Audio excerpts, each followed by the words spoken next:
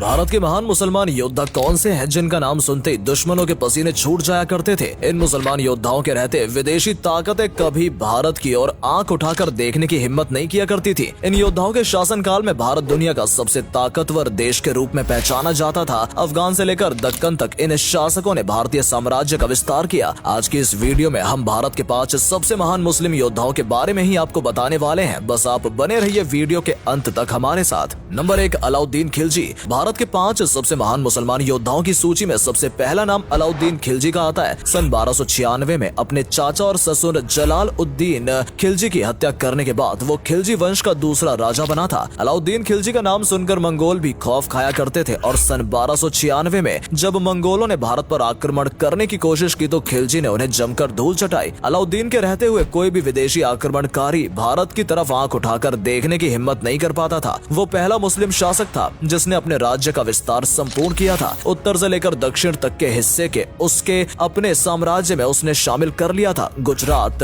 रणथंभौर, चित्तौड़, मालवा और दक्कन पर उसने विजय प्राप्त की। अलाउद्दीन खिलजी के पास 5 लाख सैनिकों की आर्मी थी। 60,000 से अधिक घुड़सवार उसकी सेना में शामिल थे। अलाउद्दीन खिलजी ने भारत के कई इकोनॉमिक, सिविल और मिलिट्री रिफॉर्म्स इंट्रोड्यूस कराए। उसने अपने साम्राज्य में महंगाई कम की, साथ ही साथ एक टैक्स सिस्टम शुरू किया जिसका आधुनिक वर्जन ही आज भारत में इस्तेमाल किया जाता है। अलाउद्दीन खिलजी के दरबार में अमीर खुसरो और हसन निजामी उच्च कोटि के विद्वान मौजूद थे। स्थापत्य कला के क्षेत्र में भी अलाउद्दीन खिलजी ने अपना योगदान दिया। दिल्ली सहित देश में उनके कई जगह सराय, मदरसे, महलों और किलों का निर्माण कराया। सन 1316 में बीमारी के चलते उसकी मौत हो गई थी। नंबर 2, बाबर। बाबर को भी भारत के महान मुसलमान योद्धाओं की सूची में शामिल किया जाता है। केवल 20,000 की फौज के साथ बाबर ने भारत पर आक्रमण किया था और फतह हासिल की थी। भारत में मुगल साम्राज्य की नींव बाबर द्वारा रखी गई थी। सन 1526 में पानीपत की पहली लड़ाई में बाबर इब्राहिम लोदी को हरा देता है और दिल्ली के तख्त पर कब्जा कर लेता है। वो अपने साथ कई विशाल तोपें और बारूद लेकर भारत आया था जिसके आगे इब्राहिम लोदी की सेना टिक नहीं पाई। इसके बाद बाबर को भारत का मौसम और यहाँ का वातावरण इतना पसंद आया कि उसने यहीं पर रहने का मन बना लिया। बाबर एक दरिया दिली वाला इंसान माना जाता था। कहा जाता है कि 1526 में पानीपत के युद्ध में जीत हासिल करने के बाद बाबर ने लूटा हुआ सारा धन सैनिकों में बंटवा दिया था। बाबर की दरियादिली देखकर लोगों ने उसे कलंदर का नाम दिया था। सन 1527 में बाबर ने राणा सांगा को और 1528 में चंदेल के राजाओं को भी परास्त कर दिया था। उसके पास अपने जमाने के सबसे आधुनिक हथियार हुआ करते थे जो रूस और अमेरिका से भी ताकतवर थे। बाबर ने एक विशाल सेना का निर्माण किया। साथ ही भारत में कई मदरसे और मस्जिद का निर्माण बाबर ने कराया। अयोध्या की शान रही बाबरी मस्जिद का निर्माण बाबर के कहने पर उसके सेनापति मीर बाकी ने ही कराया था। बाबर के कारण ही अगले करीब 325 सालों तक मुगलों ने भारत पर राज किया और भारत को विकास की ओर अग्रसर किया। नंबर 3, शेर शाह सूरी। शेर शाह सूरी भी एक महान योद्धा था। भारत में मुगल सल्तनत की स्थापना होने के बाद उसने बाबर के सेनापति के रूप में अपनी सेवाएं प्रदान की थी। वो एक महान रणनीतिकार था और साथ ही एक कुशल सेनापति होने के बाद उसने खुद को एक कुशल शासक के रूप में जनता के सामने पेश किया। शेर शाह सूरी की ताकत का अंदाजा आप इसी बात से लगा सकते हैं कि उसने अपने शौर्य और पराक्रम के दम पर कुछ सालों के लिए मुगलों को भारत से खदेड़ दिया था। उसने चौसा और कन्नौज के युद्धों में हुमायूं को हराया। सन 1540 में उसने भारत में सूरी वंश की स्थापना की थी। अपने शासनकाल में उसने कई नए नगरों और सैन्य प्रशासन की स्थापना की। बेहतर शासन व्यवस्था के लिए उसने केंद्रीय शासन को 5 विभागों में बांट दिया था। शेर शाह सूरी ने अपने गुप्तचर भारत के कोने कोने में तैनात कर रखे थे जिससे हर जगह की खबर उसे आसानी से मिल सके।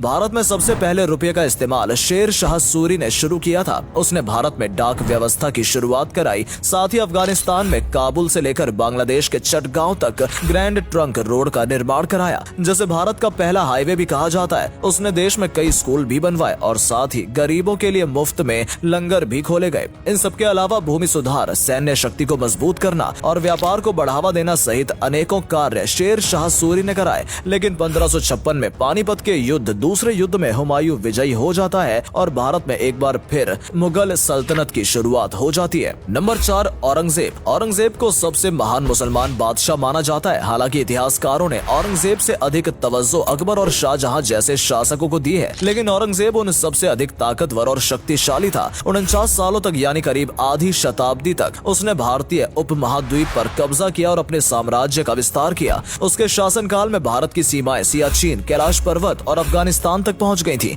वो एक महान योद्धा था, साथ ही उसकी बनाई रणनीतियां अचूक मानी जाती थी। औरंगजेब ने अपने शासनकाल में पूरे भारत को मजबूत और अमीर बनाया। दुनिया की कुल 1/4 अर्थव्यवस्था भारत की थी। भारत दुनिया का सबसे अमीर मुल्क उस समय माना जाता था और औरंगजेब को सबसे अमीर बादशाह बताया जाता है। कहा जाता है कि वो निजी खर्च के लिए शाही खजाने का इस्तेमाल नहीं करता था। वो बेहद सादगी और सरल किस्म का व्यक्ति था। अपने हाथों से टोपियां बनाया करता था। अफीम और शराब का सेवन उसे ज्यादा पसंद नहीं था। उसने हिंदुओं पर जजिया कर लगाया था, जो वहीं सभी मुसलमानों पर ज़कात कर भी लगाया था। वो सती प्रथा के भी खिलाफ था। साथ ही दलितों और बेसहारा लोगों की मदद के लिए हमेशा आगे रहता था। बहुत से लोगों का मानना है कि औरंगजेब हिंदुओं से नफरत करता था, लेकिन ऐसा नहीं है। उसके मंत्रिमंडल में कई हिंदू उच्च पदों पर तैनात थे। औरंगजेब रहते अंग्रेज कभी भी भारत पर कब्जा नहीं कर पाए थे, लेकिन औरंगजेब की मृत्यु के बाद मुगल सल्तनत धीरे धीरे पतन की ओर बढ़ने लगी और इसी का फायदा अंग्रेजों ने उठाया। नंबर 5, टीपू सुल्तान। टीपू सुल्तान का नाम भारतीय इतिहास के पन्नों में विवादास्पद रहा है, लेकिन इस बात से कोई इनकार नहीं कर सकता है कि वो 18वीं शताब्दी के सबसे महान मुसलमान योद्धा थे।